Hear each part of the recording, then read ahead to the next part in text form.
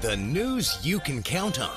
Mayport to Ponte Vedra Beach. The Island Times News Update begins right now. Here's Tom Patton. Welcome to the Island Times News Update. I'm Tom Patton. The proposed Gate gas station and convenience store on Atlantic Boulevard in Atlantic Beach moved a step closer to breaking ground Thursday night when the Atlantic Beach Commission found that the city staff did not issue a development permit in error for the station. That vote came at the end of a meeting that lasted 14 and a half hours Thursday. Through the day, the Commission heard from attorneys for Gate Petroleum and the Beach Diner, as well as citizens who are opposed to the development. Then the Commission heard public comments for nearly 2 hours, with about twice as many speakers opposed to the development permit as were in favor of allowing the construction. Gate Petroleum purchased the property in 2014 and has been planning to build a convenience store and gas station with 7 fueling positions serving 14 pumps. The primary objections to the gas station voiced by residents living near the property are an anticipated increase in traffic, noise, and light pollution associated with the 24/7 operation of the station. The station would also cut the available parking at the Beach Diner to 24 spaces. It currently has access to the entire parking lot of the nearly abandoned shopping center adjacent to the diner. After hours of testimony, Jimmy Hill made a motion that included several modifications to Gates' proposal. He said that there would have to be some compromise if there was going to be a conclusion to the issue. But the best thing that we can do for our citizens is cut down the clear funnel that this would create to the north side of the street onto Sturtevant. We have an obligation, in my opinion, to take heed of the impact. Our comprehensive plan makes it really clear that we have the scope to do so. If we don't, we're going to hear from that group in a litigation probably. If we don't provide some parking solutions tonight, we're going to hear from that. So I want to be really clear. Everything I'm recommending is a pure recommendation. All parties have to agree to it to move this forward. The chances of that are slim. It could happen, but I think it's the position we need to go to the fight from. So when I say that, we're in this. In his motion to revise the development permit, Hill recommended that all curb cuts on the north side of the development along Sturtevant Street be made entrance only, and that the project include a minimum of 30 dedicated parking spaces for the Beach Diner. To get those spaces, Gates said it would have to waive the requirement for terminal tree islands, as well as its requirement for impervious surfaces to allow 78% of the lot to be impervious. The city agreed to request those waivers.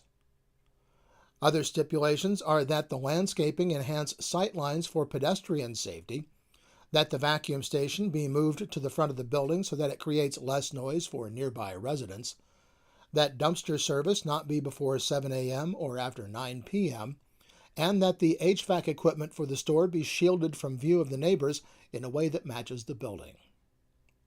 Mayor Mitch Reeves said that the commissioners had an obligation to vote only on the facts that were presented. A person can sit up here and say, do I vote with the people that's the voters in front of me? Those are people that are going to vote for me in the next year and a half or 2 years, number one.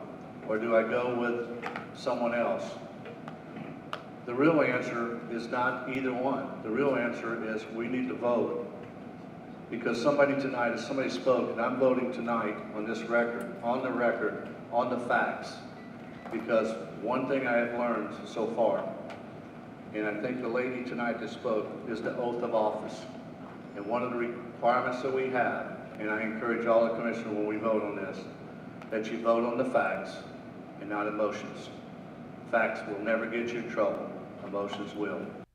At about 12:30 Friday morning, after more than 14 hours of discussions, public comments, and negotiations, the vote of the commission was unanimous to allow the project to move forward with those stipulations. Beach Diner owner Barry Adib had insisted that he needs 50 parking spaces to make his business viable, so there may yet be additional negotiations that will bring him closer to that number, and the city must still approve the waivers that were included in the motion. There's a much more in-depth look at the hearing here on the Island Times. The Atlantic Beach City Commission Monday night resolved an ongoing dispute concerning the ownership of right-of-way along Sherry Drive, while at the same time allowing Fleet Landing to acquire another parcel of land for future development. The agreement gives residents of Ocean Walk the right to purchase the right-of-way adjacent to their properties on Sherry Drive, and as a condition of the agreement, they have agreed to end a long-simmering lawsuit concerning that ownership. The agreement ends the dispute concerning ownership of the Sherry Drive right-of-way and will prevent development of the eastern portion of the estate's property. Fleet Landing has agreed to purchase the remaining 30 acres of land, of which approximately 4.5 acres, referred to as the island area, immediately adjacent to Fleet Landing, is suitable for development. The remainder of the property is wetlands and will remain undisturbed. The only sticking point remaining Monday night was use of the 20th Street gate to Fleet Landing, which Commissioner Jimmy Hill said could turn the retirement community streets into a thoroughfare between Mayport Road and 20th Street. I'd like to see that gate addressed and some verbiage that will protect us from essentially a shortcut into Atlantic Beach from Mayport Road for what could be literally hundreds a day and then possibly thousands a day, depending on the size of this project at the end of its build-out. Hill said he would like to see the gate restricted to use by residents only. He said he was concerned about construction and contractor vehicles using the gate to get to the area that was slated for development. Fleet Landing Executive Director Josh Ashby said that Fleet Landing has no interest in seeing the streets become a cut-through, but restricting the gate to residents would only make getting to and from work more difficult for some of the center's employees. City Manager Nelson Van Leer said he would like guests to be able to use the gate as well, as his parents live at Fleet Landing, and he often uses that gate now for access to their home. Mayor Mitch Reeves said that the resolution of the issue was a good example of government and citizens working together. I can tell you when I first saw this project in September, I said, wow, there's so many movable parts on this. It'll be a miracle if we can get it here. I saw property owners give up profit. I saw we have a current lawsuit going on. It's on settle. This has been going on since 2004. 12 years we've gone through this lawsuit with neighbors. It is a wonderful deal, and I think it's a deal that I've talked to residents in the subdivision. I wish that I had the opportunity to buy 50 feet for $15,000 on my property. It is a super deal. It is going to settle that lawsuit. Even the title company got involved to settle everything. So I'm not going to let the 20th Street gate affect me on how I feel about this. Ashby and the Commission agreed to amend the agreement to indicate that residents, employees, guests, and invitees of Fleet Landing may use the 20th Street gate. The final vote to approve the agreement was unanimous. The Atlantic Beach Commission on Monday night gave final approval to a modification to the budget for remodeling the city's police building, adding over $500,000 to the capital project fund. The city received a revised budget for the construction, totaling $3,468,000. The original budget for the project was $2,892,700. In documents submitted to the Commission, City Finance Director Russell Caffey said the city's cash balance was nearly $3 million above the 25% operating reserve target. He added that in the past 5 years, the Public Safety Division has contributed $789,048 in unspent funds to the fund balance. Those contributions have been a major driver in the accumulation of the general fund balance, he said. With all the previous discussion of the police building budget, the additional $575,300 was unanimously approved on second reading with no additional discussion. Well, when we come back, the National Weather Service is planning its National Hurricane Awareness Week. This is the Island Times News Update. The news you can count on. The Island Times News Update will be right back. Beaches Academy Child Care Center in Jacksonville Beach has been offering affordable, loving child care to families in the Beaches communities for 35 years. Conveniently located on Penman Road, Beaches Academy offers care for children from infants through preschool, with programs that encourage learning and outdoor play.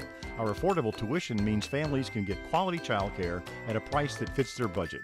Contact Beaches Academy at 246-3885 and schedule a tour of our center. Beaches Academy, the child always comes first. Charlie's Tropic Heating and Air Conditioning in Atlantic Beach offers a full range of residential and commercial heating and air conditioning services, from new installation to replacement and remodeling. Charlie's Tropic Heating and Air Conditioning can keep your home comfortable year-round, and they offer preventive maintenance contracts to keep your system running at peak efficiency. Charlie's Tropic Heating and Air Conditioning is an authorized Bryant dealer and will service all brands. For year-round comfort in your home or business, contact the original Charlie's Tropic Heating and Air Conditioning at 241-1788. Welcome back to the Island Times News Update. I'm Tom Patton. Neptune Beach will award a new trash hauling contract at a special city council meeting following its scheduled workshop meeting Monday night. Prior to the vote, residents will have another opportunity to give their opinions about the proposals submitted by the two companies still in the running for the contract. The city is considering bids from Waste Pro and Advanced Disposal. Each would provide specific waste carts for use by residents, and each company was asked to provide bids for services that include 1 day per week or 2 days per week trash collection. The price difference for 1 or 2 day collection of the bids offered by the two companies is very small. The current low bidder is Advanced Disposal, which proposed picking up residents' trash once per week, but Waste Pro, which currently is the city's waste hauler, proposed collecting the trash twice per week for just $1.40 more per month. Both companies have agreed to absorb the cost of the city's tipping fees once that agreement is finalized with the city of Jacksonville. Responding to phone calls from residents who had been locked into Tideviews and Dutton Island parks when they closed, Atlantic Beach Commissioner John Stinson asked that a discussion of automated exit gates from the parks be placed on that city's commission agenda Monday night. Stinson questioned the need for locking the gates and the use of city resources to have someone go unlock the gates in the morning and lock them up at night. Police Chief Michael Deal said the gates were locked to prevent people from going into the parks at night to engage in activities, quote, that we don't want them to do, such as drug deals. He said while the parks could be accessed on foot, having a vehicle in the park could facilitate illegal or undesirable activity. Commissioner Jimmy Hill said that people without access to canoes or kayaks enjoyed fishing on the Sunset Pier at night, and they should be able to have access to the city's own facilities paid for with their taxes for that purpose. Commissioner Stinson said that the lock gates don't really prevent criminal activity. Bad people don't care if the gate's locked. They don't care if there are rules. They're going to do what they want to do one way or the other. But I do, Commissioner Hill made a very good point. You know, there are a lot of people that don't have boats, they don't have kayaks, they don't have canoes, and they're out there on that pier fishing. And when the tide is low, they can't go fishing. So if it's high tide and it's 11 o'clock at night and they want to fish, that's where they try to go. And I think if you make the park, I don't want to use the term user-friendly, but make it where it's not a burden on our staff or the citizens, that's not a bad deal. The commission directed the city staff to research park access, including the possibility of automated gates, and report back to the commission at a future meeting. The 30th Annual Dancin' in the Streets Festival will kick off Saturday, May 21st at 11 a.m. at the Beaches Town Center, located at the ocean end of Atlantic Boulevard. Events for the one-day festival are scheduled from 11 a.m. till 9 p.m. For the past 30 years, Dancin' in the Streets has been attracting people from all over Jacksonville with great music, food and drink options, a kids zone, and booth exhibitors. And NOAA has set the week of May 17th to the 21st as Hurricane Preparedness Week. Tropical cyclones are among nature's most powerful and destructive storms. If you live in an area prone to tropical cyclones, and we do, you need to be prepared. Even areas well away from the coastline can be threatened by dangerous flooding, destructive winds, and tornadoes from these storms. The National Hurricane Center has prepared a variety of resources available online to help you prepare for the Atlantic hurricane season, which begins June 1st. The news you can count on. Mayport to Ponte Vedra Beach, forecasting your beaches. This is your local look weather. Well, no hurricanes on the horizon this week. The National Weather Service says there's some rain possible Friday, but then sunny skies and seasonal temperatures through the weekend and into next week. Highs will be in the low to mid 80s and lows in the upper 60s to around 70, We may see a few more showers by midweek. The Island Times is always digital, always free at www.theislandtimes.com. Like us on Facebook and follow us on Twitter to be the first to know about stories posted on the Island Times. I'm Tom Patton. Thanks for watching.